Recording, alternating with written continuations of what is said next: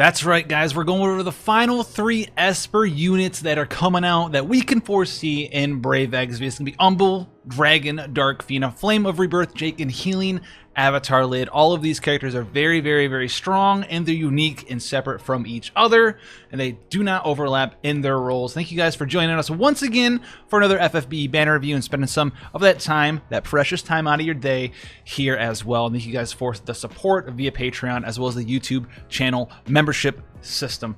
Very strong support out there. I appreciate every single one of you guys who does go above and beyond to help out the channel. So let's go in here, starting with our 3 units. We're going to start with Umbral Dragon Dark Fina here. She is going to be your magic damage dealer. She has access to Chaos Wave Awaken, and Bolting Strike. Very strong hitting character. A lot of people have been waiting for her to come out as she rides that dragon as her traditional Dark Fina 1 foot up pose. And her TMR here is the Dark Bahamut Synergy, 50% magic and 50% dragon killer. So very strong, nothing super crazy. We've seen stuff like this before. So I'm going to rate it as an okay TMR, right? It's going to do well against dragons. Outside of that, she's going to be a generic 50% magic buff, so it's alright, nothing super special. Her STMR is the Dark Empress Birch here, which is a whip with 180 magic. The element on it is dark, and it has the effect of imbued with the Dark Dragon King's Might, which gives you 50% true dual-wield magic, so this is a stronger version of Quistis's Super Trust Master Reward, so a very solid option for you guys out there who are trying to build a true dual-wield character. Maybe you even have Quistis's Super TMR as well. You can equip the Birch, you can equip the Quistis Super TMR, you can be doing a lot of true dual-wield magic that's going to be 100% between just your 2 weapons there, so a very fantastic Super Trust Master Reward. Whether or not you want it is going to be dependent based on what other true dual-wield magic gear you have on your account there. So very good, or just not needed depending on the rest of the gear that you have on your team mates or the gear you have set aside for Fina. Now, equipment selection, we have daggers, swords, staves, rods, bows, whips, obviously, and throwing weapons. Armor selection, light armor, clothing, robes, and hats there. Let's get into her innate abilities here. You're going to see that she's going to be wind, dark, and earth based. Okay, so unlike her Dark Fina form, right, the one that just came out, the CG one, she doesn't have fire. This one is wind, earth, and dark. She has the ability to increase certain multipliers of her skills, and she's got Bolting Strike in one family. She's got Chaos Wave in another family, so the Dysphorias, Wind, Earth, and Dark Dysphoria, 90% imperils, 22 times mods. These are all Bolting Strike, and they will give a 2 times mod increase for 2 turns to Dark Dysphoria, Dark Impact, and Origins Dark. Or the Earth ones will give the multiplier increases to the Earth ones, or the Wind ones will give the multiplier increases to the Wind ones. On top of that, she has Aura of Darkness, which gives her 100 LB gauge when you cast it. It costs 256 mana to do this, but you can fully fill up your Limit Burst gauge when you're ready to rock and roll with that LB. Then we'll move into the Origin skills. So this is just like the Dysphoria skills we just talked about. 1 Earth, 1 Wind, and 1 Dark. But this is Chaos Wave. Not Chaos Wave Awaken, but Chaos Wave. These are 100% imperils, 25 times mods.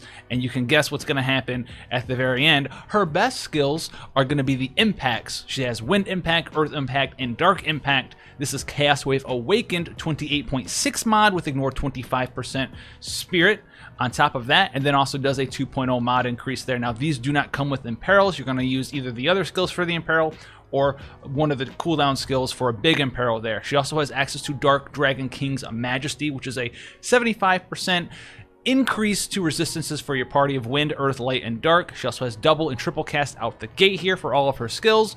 And then we'll move into her cooldown skills here. We have Sorceress's Aura here. 300% magic buff for 4 turns to the caster that can't be dispelled.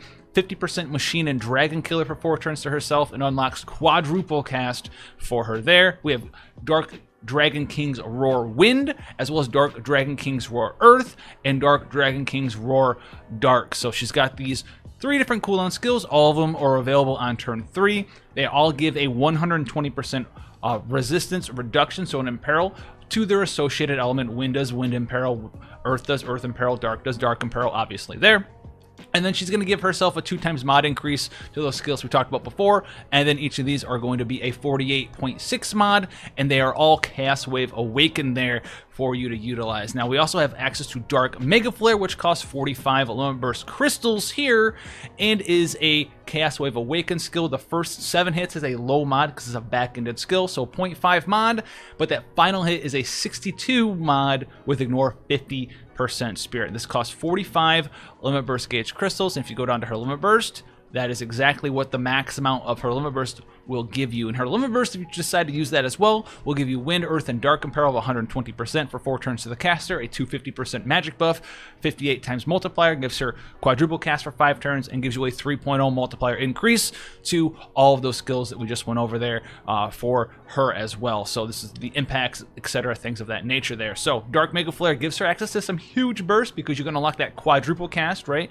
Build up her limit burst gauge, use some of her other skills that you're chaining up with, like the impacts, and then go with Dark Mega Flare.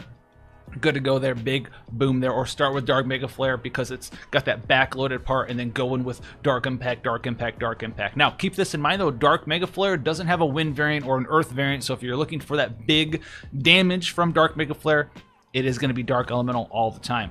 With that being said, let's go into her passives here for you. She has a little bit of defense, a little bit of spirit, nothing super crazy. She has a very, very high amount of magic as well, and that's pretty much your traditional what we've seen from mages nowadays, with the defense, HP, and spirit split, a little bit of MP as well. She also has 50% true dual wield magic and 100% true double hand magic. So if you want that true dual wield, you're going to have her STMR available to you, maybe some accessories or material with true dual wield. You're really going to want to have access to a bunch of true dual wield. So if you have the Quista Super TMR, it's going to be excellent on her, things of that nature. She also has killers for beasts, aquatics, and plant monsters to 50%, dragons for 150%, and then machines, insects, and undeads by another 50% there. So very fantastic killer selection there. She's one of the, I don't know, one of the few mages that just has a bunch of killers everywhere. Very strong. Then on top of that, she has the 6 times mod cap for true dual wield. So this is going to help her damage even more. One of the few mages in the game, I think it's Rem and her for right now, that actually have 6 times mod cap, which can give you basically a 50% bonus in damage when you're comparing her to any other mage available in the game right now. She also auto casts Aura of Darkness at the start of the battle. This starts her with her limit burst fully filled there for you guys, so she's kind of like a CG character, but she's not like a CG protagonist. It's typically something that a CG protagonist will have, and she has it. So that's going to be her. She's very, very, very strong. If you're looking for a mage, very big burst damage, especially if you're utilizing that Dark Mega Flare, right? She starts with that LB up, so you can go ahead and use some cooldown skills, maybe use her limit burst if you want to, and then build it back up. You can do a lot of cool things with her and do a bunch of good damage there. Now, is she worth it? I mean, if you're looking for a big, powerful mage, specifically for something like Dark Visions, you don't have any of the new ones, you want to use her so you can keep getting higher scores in Dark Visions, go for it, right? But we're getting closer. Like I said, Neo Vision era, strong characters. Also, there's CG Kuja coming out, who's insanely strong sometime in the future. As always, if you enjoy a character, if you're a fan of Fina, then go for her. There's always going to be more Lapis and resources and free character updates and things of that nature for you guys to get your hands on around the Neo Vision time. So that's a thing for you there. For me, I wouldn't pull, but that's just me because I already got a mage, so we're good to go. I don't need anything else for Dark Visions. Now, the next character, though, is Flame of Rebirth Jake, and he's going to fit the archetype of a character we've seen before. The Regina / Crown Prince Noctis type of character where he buffs, and then slams with a chain finishing skill, and then he slams with a limit burst, and he slams with more chain finishing skills. That's what he is all about, and he's a very, very strong character in that archetype. So we have Phoenix Synergy here as his Trust Master reward, 50% attack, 30% fire resist, and autocast Phoenix Synergy every turn, which if you want to know what Phoenix Synergy is, it's going to give you 5,000 HP regeneration, so nothing super insane there. His STMR is the Fire type Energy Bayonet, 172 attack with Flaming Ignition here, which gives you a chance to ignore fatal damage when your HP is above 1%, so it's a guts type effect there. It's okay, pretty common, nothing super crazy though. It's not really like a game-changing Super Trust Master reward. It doesn't have any limit burst damage on this weapon or anything of that nature. It is decent, but nothing super crazy, and I think a lot of people will end up skipping that if they're going for Flame of Rebirth Jake there. For weapon selections, he's got daggers, bows, throwing weapons, and as well as the shoot type weapons. Armor selection, hats, helmets, clothing, light armor, heavy armor, and robes, so he can wear pretty much anything that he wants in the game when it comes to the body slot and the head slot, which is amazing there. Now we're going to get into his innate abilities. This is going to look very familiar for you guys out there. Last Shot Phoenix here. Physical damage 10 times mod with ignore 50% defense. Increases LB damage by 175% for 2 turns to the caster. Cannot be dispelled. Now this is going to be one of his go-to chain finishing skills, but he also has another one, Alpha Cannon Phoenix. physical damage 5 times mod, ignore 50% defense, increase multiplier for 20 times by 20 times mod for 3 turns of the caster, last shot Phoenix. So his secondary chain finishing one, the Alpha Cannon, increases the last shot by a 20 times mod as well. So keep that in mind as we go through the rest of the stuff here.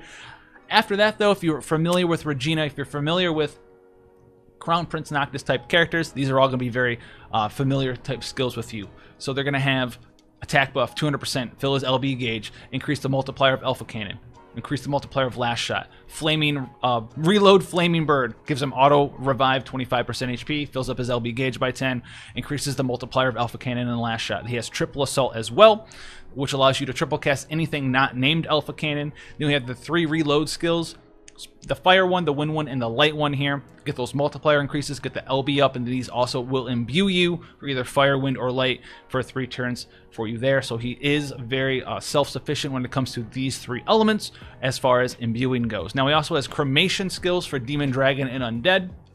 Same sort of thing, fills the LB gauge up by 10, gives a multiplier increase to certain skills here, 7.5 and 5.0 for both last shot and Alpha Cannon there, and gives a 50% killer buff for demons, dragons, or undead based on which skills you're using there. He gets quintuple assault here, which allows you to quintuple cast any unique skill selection, so you can quintuple cast anything not named Alpha Cannon, but you can only use each skill one time, just like Regina, just like Crown Prince Noctis. And he has his final cooldown skills here. We have Firebird's Song, Firebird's Wings, and Indomitable Fortitude. So Firebird's Song here, 3 turn cooldown, available on 1, cures attack break, 250% attack buff, 5000 HP barrier, fills that LB gauge up by 10, gives a 20 times multiplier to last shot. Then we have Firebird's Wings, is a fire, wind, and light imperil, so that's going to help him out. So you have the imbues from the skills we went over, and here's his imperil. 70% defense break, so nothing super crazy, but it's there. 10 mod or 10 LB gauge increase there, 20 mod increase to last shot as well, and then Indomitable Fortitude, you can only use this one on turn 3. The other ones you can use on turn 1. 100% HP and MP heal, cures poison, blind, silence, and disease, cures all attack, defense, magic, and spirit breaks, and gives a 10.0 mod increase to last shot for you there. Now before we get into his passives here, let's go look at his limit burst. Dual flame bayonets, 65 times multiplier to all enemies, costs 40 LB gauge crystals, which remember each of his skills, he's got quintuple cast. You can quintuple cast his damage dealing skill last, right, the chain finishing one, in 4 of those buffs, and each of those buffs gives you 10 LB gauge crystals, which 10 plus 10 plus 10 plus 10 into chain finish will fill up your LB gauge, so you'll be able to do the LB gauge chain finishing one turn, LB the following turn, then buff up that LB gauge and chain finish again, and then go on ahead and use your LB again. If you want to rotate between chain finishing, using mana, and using your LB, that's what you're going to be doing there. It also gives a 50 times multiplier increase for 3 turns to the caster to Alpha Cannon Phoenix as well. So there's another thing that you can do with him where you turn 1, right, you're setting up, you're ready to go, you do all your different buffs, you cast your 4 different buffs, right, your cooldown skills, your cremation skill, your reloading skill, and you do last shot. The turn after that, you use your limit burst there, and you come in and you use Alpha Cannon, and then after that you are allowed, if you so want to once again come in here and just use Alpha Cannon here as well, because remember, not only do these skills buff Alpha Cannon and last shot, they also buff them, unlike Regina, unlike Crown Prince Noctis, for enough turns. They buff them for 3 turns. So these are going to be sort of residual buffs left over on his Alpha Cannon. So Firebird's Wings, Firebird's Song, 20 times multiplier to last shot is for last shot. But then you have the cremation skills, 5 times multiplier to Alpha Cannon, 5 times multiplier to Alpha Cannon, 5 times multiplier to Alpha Cannon, each lasting 3 turns there. Maybe another 5 times multiplier to Alpha Cannon for reloading Flaming Bird. So you have 5, 5, 5, 5, that's 20. Then you have another 50, so that's 70. So you have a 70 mod increase there, so a 90 mod. So 90 mod plus the 5, 95 mod, ignore 50% defense there. Boom. You can just boom, just big damage there. If you just want the next turn Alpha Cannon after your limit burst, you can go ahead and do that as well. Or you can continue the chain where you cast a bunch of skills into last shot, into his limit burst, into last shot, into his limit burst, into his last shot. Then once you're out of MP, Alpha Cannon, good to go. So you can do that as well. So very strong, hard-hitting character. True double hand built is the way that you're going with him. He does have 250% true double hand when you're going with that. So two-handed weapon, two-handed shoot weapon. He has Demon Dragon and Undead Killer, 150%. And that's pretty much all that it is. He's got 50% passive LB damage. Build him for LB damage. Build him for TDH. Build him for attack. Put some killers on him. You're going to be good to go there with Flame of Rebirth Jake. That's pretty much all we need to talk about with him. He's a very solid character. So the next and final character is Healing Avatar Lid. Very solid breaking support type character. Her TMR here is the Lakshmi Synergy. We talked about this during the news video, but HP 20%, attack 30%, spirit 20%. Chance to counter physical attacks or magic attacks with Lakshmi Synergy, which is going to be an effect that cures all status ailments on your party. So she has like a counter attack ribbon. Whoever has this equip has that. So it's a pretty cool TMR for that. Outside of that, it's nothing super crazy. 30% attack, 20% spirit, 20% HP. The stats on it aren't outrageous. It's really there for that weird counter where you counter and use an Asuna on your party. That probably won't actually matter for a lot of players out there, especially if you're someone who's using the ribbon abilities, right? You're immune to poison, sleep, blind, confuse, all of that stuff. Not really going to care about it all that much. Her STMR here is the Healing Avatar's Hammer, 41 Spirit, 154 attack. The effect of Blessed Hands here, as well as the ability to use Unstoppable and Charming Protection, which are traditionally the two skills that people pick up on the Lakshmi Esper, which is 100% stop immunity for 3 turns or 100% charm immunity for 3 turns. And then you have Blessed Hands, which gives 100% high tide. This STMR really not that crazy because you can get these abilities from an Esper. So it's not really all that crazy, or you can get them from a different character. It's not really worth going for, in my opinion. Her TMR and STMR are just kind of okay. Weapon selection, as you can see, she can whip pretty much everything in the whole game. Armor selection, pretty much everything in the whole game except for heavy shields there for you guys. Now let's get into her innate abilities here. We're going to have a lot of different cool stuff. So she can cure different status ailments like sleep, silence, confusion, as well as poison, blind, paralysis, sleep, and petrify, and disease to one ally there. She also has entrust, all right, as well with the healing force, Lakshmi here, which allows you to entrust someone. She also has On Demand, 75% attack and magic, defense, and spirit breaks. So attack and magic on one skill, defense and spirit on another skill, and it's for 4 turns, and it is against all enemies there. She also has a single target one, which is attack and magic 80% or defense and spirit 80% to a single enemy for 3 turns. It also is attached to an absolute mirror of equity chaining skill, so you can also use her as a support chainer, so you can get some chain finishing characters into your party as well if that's something that you want to utilize. She also has Lotus Bud, which is a little bit of very small HP heal and a very small MP heal, so nothing super crazy there. She also has Optic Mirror, which is a fire, wind, and light and peril of 100% to one enemy. It also is an absolute mirror of equity chaining frame family skill there, so she can also be an imperiler for your team. She has dual cast and triple cast, all right, depending on what you're doing. The triple cast though is only for her mirror skills. It's triple mirror device, so attack sealing mirror, defense sealing mirror, optic mirror, as well as mirror device maximum output. Those are the skills that you can utilize there. Now, mirror device maximum output, while we're right here, enables skills for 4 turns to one ally. It gives mirror activated in triple mirror, so keep that in mind. She has sort of like a Sylvie type ability where she can utilize another ally to use certain skills, which are going to be mirror activated is an absolute mirror of equity, 15 times mod there, as well as triple mirror, which gives them triple cast. So she allows anyone else to also triple cast absolute mirror of equity skills, so she can be a very strong chain enabling partner. You can build just a bunch of chain finishers like we talked about with but Flame, Phoenix, Jake, Regina, Noctis, you know, Dragoons, anything of that nature. You can just kind of fit into your party and then make anyone else a triple cast absolute mirror of equity chainer as well, if that is something that you desire, or she can just be the partner to someone else triple casting absolute mirror of equity skills. Now, getting into her cooldown skills here with Avatar's Lament, 4-turn cooldown available on 1, removes all buffs from all enemies, specifically buffs, not buffs and debuffs, but just buffs, and also hits them with a 80% attack, defense, magic, and spirit break for 4 turns. She has Avatar's Indignation, 4-turn cooldown available on 1, which is 120% fire, wind, and light and peril for 1 turn to all enemies, and then it's going to hit them again with that same skill the following turn for free at the start of your turn of another 120% fire, wind, and light resistance and peril to all enemies once again. Then we have Avatar's Mercy, 6-turn cooldown available on 1, increases the resistance of all status ailments for 3 turns to your party, so you're immune to all of them: poison, sleep, blind, paralysis, all that other stuff. And then on top of that, you're also going to be immune to attack, defense, magic, and spirit break, stop, and charm. But this only lasts 3 turns, and it's a 6-turn cooldown. So she does have a full, all-encompassing, pretty much everything that's not named zombie you can become immune to, but she cannot do it forever. So if you want her to be the sole person that's going to be doing this for your party, you really need to end that fight super fast. Otherwise, she can kind of use it, and it won't be her main job, is she can cover someone else if they need to do something else, and she can come in and fill that desire for a couple of turns there. Now, her limit burst here is also the Lakshmi custom hammer. It's a 40 times mod to all enemies, and it's an 85% attack, defense, magic, and spirit. Break for 3 turns to all enemies. It also has a small chance to inflict charm. Charm doesn't matter for bosses, but it is a very strong AoE 85% attack, defense, magic, and spirit break. So that's going to be something else that you're going to use there. And her LB costs 36 crystals, so not super expensive, but not super cheap. It's not like it's 20 crystals there. As far as passives are concerned, she actually has a lot of attack passives for some reason, even though she's not really a damage dealer, but she's got a lot of attack passives.